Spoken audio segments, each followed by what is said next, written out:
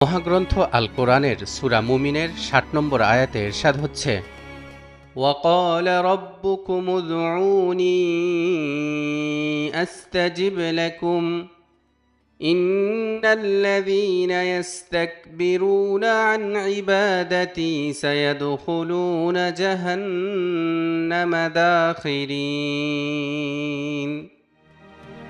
তোমাদের প্রতিপালক বলেছেন, তোমরা আমাকে ডাকো, আমি তোমাদের ডাকে সাড়া দিব। নিশ্চয় অহংকারবশে যারা আমার ইবাদত থেকে মুখ ফিরিয়ে নেয় তারা লাঞ্ছিত হয়ে জাহান্নামে প্রবেশ করবে।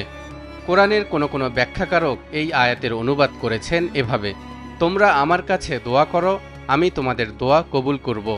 এছাড়াও আয়াত থেকে বোঝা যায় দোয়া স্বতন্ত্র ও গুরুত্বপূর্ণ একটি ইবাদত। যারা অহংকারবশত আল্লাহর কাছে কিছু চাইবে না তাদের ঠিকানা হবে জাহান্নাম। রাসূলুল্লাহ সাল্লাল্লাহু আলাইহি ওয়াসাল্লাম বলেছেন,